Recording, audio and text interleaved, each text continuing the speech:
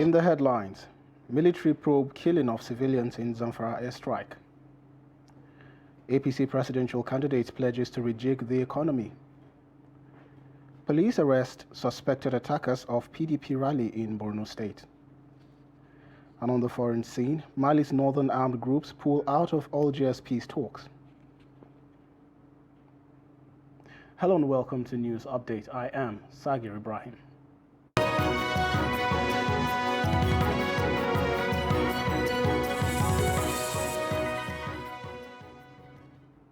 Hello and welcome once again.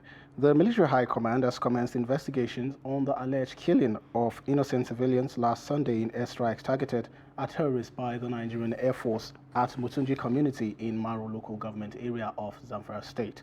The Director, Defense Media Operations, Major General Musa Danmadami, who disclosed this in Abuja on Thursday, maintained that the airstrikes were targeted solely at bandits who invaded the area. The Director, while responding to questions at a media briefing on the update on operations conducted in the last 3 weeks, said the military had set up a board to investigate the matter. Lamenting the death of some soldiers during ground operations, the Director said the number of those killed was over-exaggerated in the media, adding that the number of civilians killed had not been officially communicated to the military by the Zamfara State government. It was a combined operation within the ground forces and the air component. Unfortunately, during the ground forces operations, we lost some soldiers, which is true, but the number of civilian casualties as per collateral damage cannot be confirmed. And if you have seen the report from the Zamfara State government has not come out to give us any figure as far as this is concerned. And so therefore, on that, investigation has been ordered into it to ascertain actually if there was any collateral damage and equally the number of people that were involved. Similarly, some residents of Zamfara State want security forces to take the fight against terrorism to bandit enclaves to eliminate the bandits and prevent the collateral damage that rocked Mutunji community, where scores of civilians were killed during NAF airstrikes. They made the call while reacting to military airstrikes against the bandits, which resulted in the killing of scores of innocent citizens, with several others injured at Mutunji community in Maru local government area of Zamfara State. The report. Zamfara State residents have continued to react to the military airstrike against the bandits, where innocent citizens were caught in military fire. Some residents describe the development as unfortunate collateral damage that is inevitable in a war situation. They're calling on the security agencies to carry out proper coordination in its operations and take the ongoing war against banditry to the hideouts of the bandits, as their camps are not hidden to the people. It is very sad incident, certainly, to the entire Zamfara people. So as you have attested to that by maybe, I think you are part and parcel of those who attended the broker of the governor, where he expressed his deep felt sympathy to what happens happening. This kind of casualty is quite unfortunate because it was not intended to kill maybe especially innocent citizens and the soldiers who are there to protect the lives and property of the communities. And it just happened as decreed by the Almighty Allah, so that the way the victims will go or they will pass. So it is quite unfortunate. And, the residents also canvassed support for the victims of the incident to enable them cope with the difficult times they're currently faced with. Governor Bello Muhammad of Zamfara State had, in a statewide broadcast, pledged support to the victims and their families to foot their medical bills. I use this opportunity to condole our military authorities and all the security agencies and the families and the colleagues of the fallen heroes who have lost their lives. I equally commiserate with the families of those who lost their lives in the course of the operation in our various communities. May their soul rest in peace.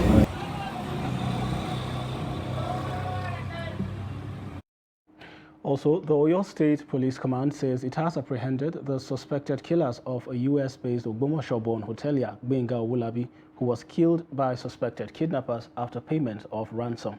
Paraded alongside the suspects were others accused of armed robbery, burglary, car theft, and rape. Briefing newsmen in Ibadan at the force headquarters, police spokesman Olawale Oshifeso hinted that the successes recorded by the command was made possible through the full adoption of a robust community policing strategy aided by smart interagency collaboration. Police authorities there also promised to adequately secure the citizenry before, during, and after the Yuletide season, and called on the masses to furnish the command with useful information that could lead to the arrest of criminally minded individuals. The 16th of September 2022, at about 07:15 hours, which is 15 after 7 a.m. local time, one Alhaji Wahid Ahmed, a cattle dealer of Ogbomoso town, while returning from his cattle ranch located at Adafila village via Ogbomoso, was intercepted at a desolate spot by some notorious kidnapping syndicate members that have been terrorizing members of the public in Ogbomoso and its environs. The members of this dreaded kidnapping syndicate, who were reportedly armed with AK-47 rifles, cutlasses, and some other dangerous weapons, attacked the Alhaji and later whisked him away into thick forest, where they contacted his relative and demanded for money in exchange for his release. As soon as the Commissioner of Police got wind of the incident through a duly written petition, he directed all available resources be deployed in rescuing the victim on hot, with his abductors arrested, hence the transfer to the command's monitoring units for immediate action. Sequel to the directive, operatives attached to the monitoring unit swung into action, and in the process of combing the forest alongside local hunters and vigilantes, they stumbled upon where the victim was held captive and he was rescued on hot. Police in Borno State said 12 APC and 2 PDP political thugs in Maiduguri have been arrested for inciting violence and unlawful possession of weapons during political campaigns. Commissioner of Police in the state, Abdul Umar, said this during the review of crime and security situation for 2022. He said the command recorded 636 cases, out of which 102 cases of rape, 200 for terrorism, 30 cases of kidnapping, 138 cases of drugs, and 57 for culpable homicide, to mention a few. The police chief, Abdul Umar, further revealed that the state command recovered dangerous weapons and exhibits from the suspects. We have 7 cases involving 12 suspects from supporters of APC, and we have 2 supporters of PDP, and they have all been charged to court for inciting disturbance, threatening any person with violence during political campaign, unlawful possession of weapons at the political rally, inciting others in disorderly manner, causing hurt, mischief. All the cases have been charged to court, and the suspects are facing prosecution. 314 suspects have already been convicted. Other cases, precisely 6 cases, have been transferred to other security agencies, which includes military, Nigerian Security and Civil Defense, NDLA, and NAPTIP.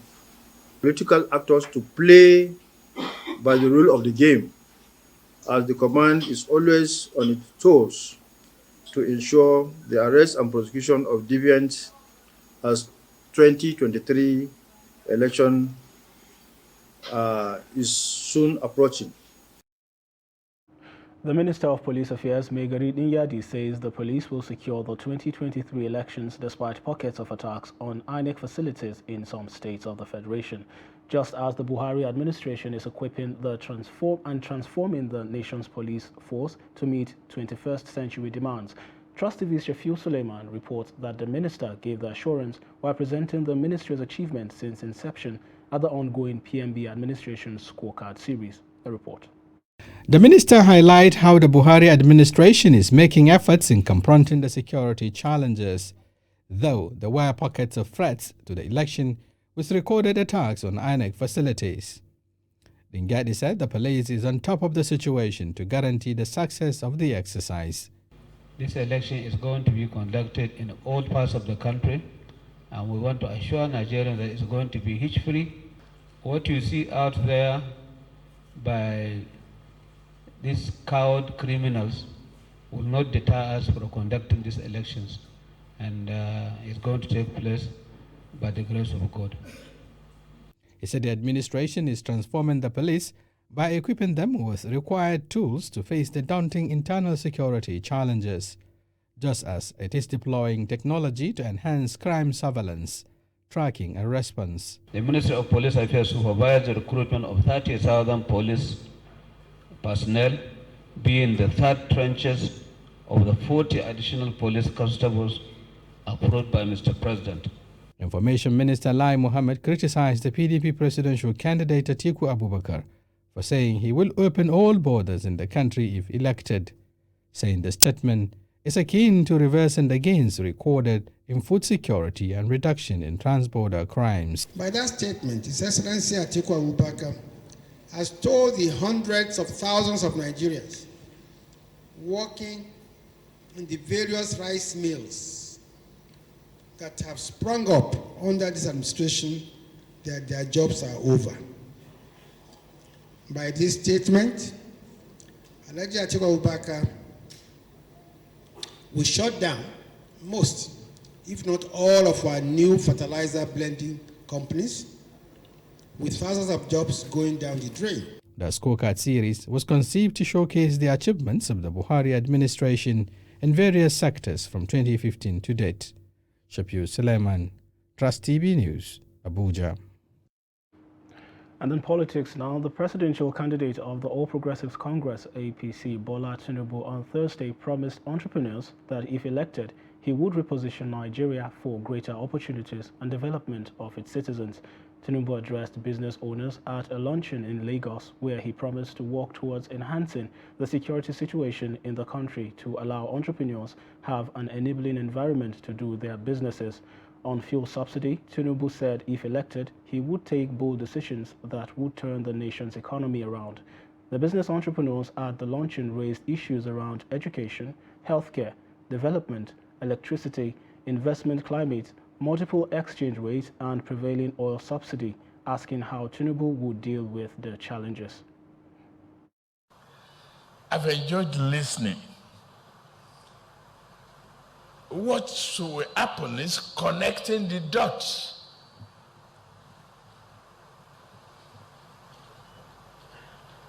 What we must do and what we are here to do is to reflect the symbol on this cap. Break the shackle of poverty, ignorance, and failures. What I come to promise you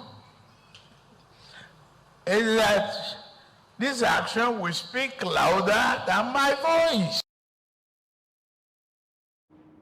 Also, the national chairman of the All Progressives Congress, Abdullahi Adamu, says the party is ready to reclaim the governorship seat in Bauchi State after what he described as the party's mistaken loss in the 2019 polls. He stated this at the flag-off of the APC campaign rally held at the Abubakar Tafawa Balewa Stadium in Bauchi. Adamu Imam has details.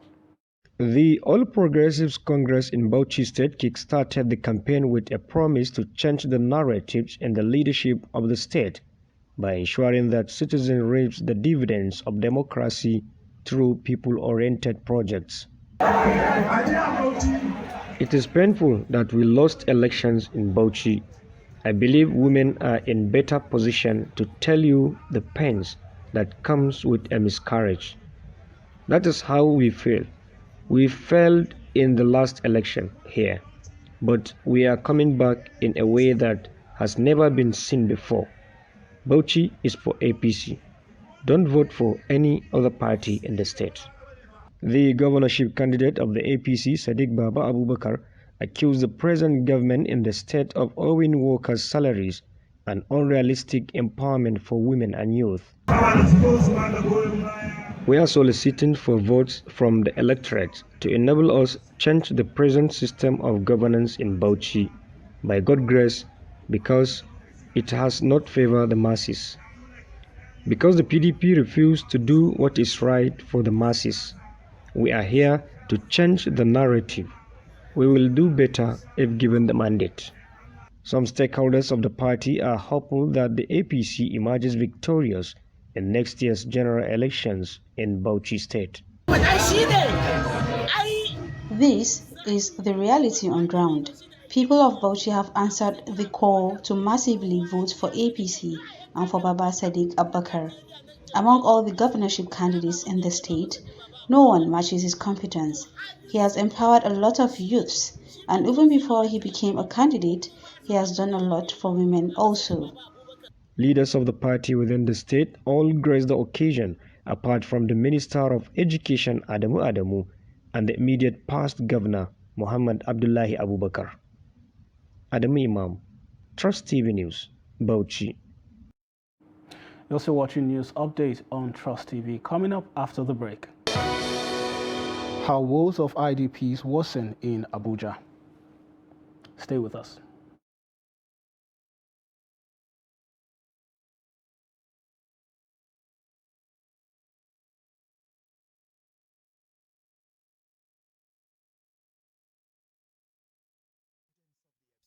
The dry season is here again, a time when the harmattan haze is intense and combustibles burn faster. So be responsible and take precautions. Stop bush burning. Stop the sale of gas in areas not approved for such purpose. Make sure you put off all electric appliances when leaving home or the office. Remember, fire is an obedient servant and a bad master, and has caused colossal damage to lives and property in our dear territory. Support FCT Emergency Management Agency today to prevent fire disaster. For any emergencies in the FCT, call FEMA on the 112 toll-free number or 080-5722-4574. FEMA, reducing disaster risk for a safe and happy FCT.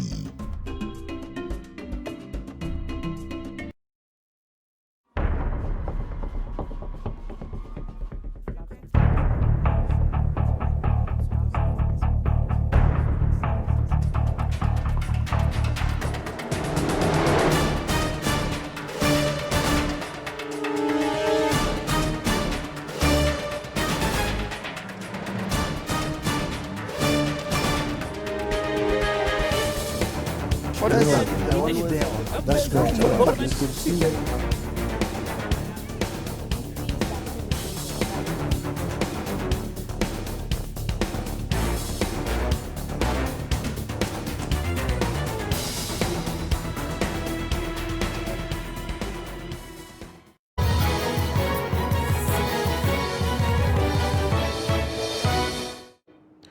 Welcome back. If you're just joining, this is News Update on Trust TV. Now a recap of our top stories. Military probes killing of civilians in Zamfara airstrike. And APC presidential candidates pledges to rejig the economy. Moving on to more news now. Rivers State Governor Nyesom Wike says he will make his preferred presidential candidate known in January 2023. The governor, who stated this on Thursday, said he will also campaign for his adopted candidate nationwide. Following the PDP presidential primary in May, where he lost out, Wike has been at loggerheads with Atiku Abubakar over the chairmanship of Iocha Ayu. Last month, Wike promised logistic support for the campaigns of the presidential candidate of the Labour Party, Peter Obi, and his new Nigeria People's Party counterpart, Rabiu Kwankwaso. Wike has also, of late, hobnobbed with APC stalwarts like Adams Oshomole and Governors Dave Umahi of Ebonyi, Babajide Sanwo-Olu of Lagos, and Ben Ayade of Cross River. While Wike and his allies have not been seen to campaign for Atiku, it is not clear whether they will support Obi, Kwankwaso, or APC's Bola Tinubu in the contest for Aso Rock's top job. From January next year, I will campaign to my people whom they will vote for. I will campaign to my people whom they will vote for. So all of you who have been in suspense, who have been saying all kinds of things, accusing me, wait, January has come. January has come. Not only will I tell them where they will vote, I will move from state to state and why they should vote for the people I think they should vote for. Nothing will happen.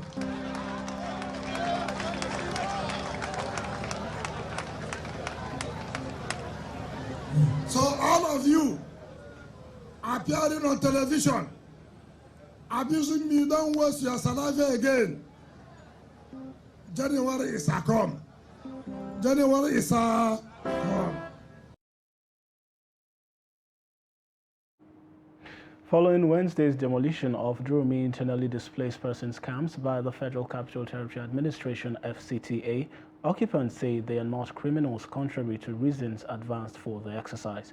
FCTA said the exercise is part of strategy to address security challenges in the nation's capital. Noel Samson gets the reactions of the victims who pled with government to reconsider their plight. Was opened in 2014 after an attack on the villages in the northeast by a terrorist group called Boko Haram. The camp accommodates nearly 2,000 people displaced by the insurgents. If under a democratic dispensation that we have, and we are happy it is thriving, you understand, a citizen of Nigeria can wake up one morning, you understand what I mean, then he find himself deprived of shelter. You understand what I mean, not minding you see women and children. If they attribute you to rates of crime, crime is all over, it's a global issue. The insurgency itself is an act of criminality, it's gangsterism. They are making money out of the Boko Haram and other insurgencies. Victims of demolition expressed displeasure concerning demolition, dismissing the reasons given for the demolition. The main word coming out from the security services and government say that there are drugs and criminals around the society. If there is any criminal in the society, to prove that yes, there is criminal in the society, if you arrest a criminal, you show to the newscasters to display that yes, this is where this place is from. I know say this thing happen everywhere.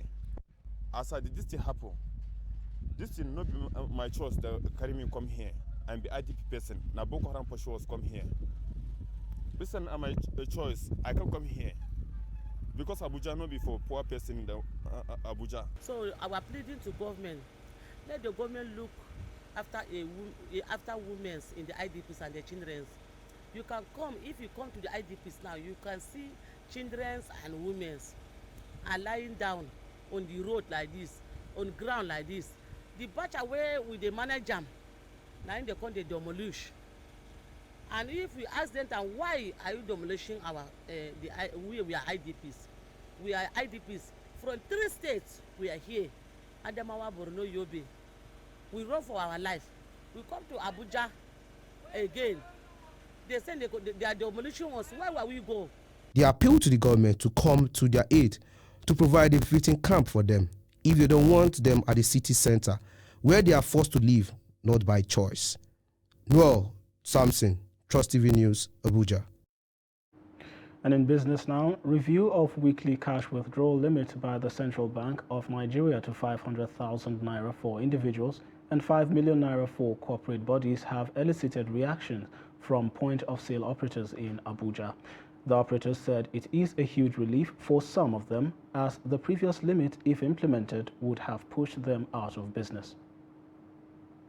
Actually, I feel so happy about it because when it was 100,000, when they said the limit is 100,000, I felt so bad about it because it really affect my business and even some other bills payments, like maybe when you go to a hospital to maybe pay for a treatment and maybe they said it's more than 100,000 naira for the patient now, and you have just what is it called?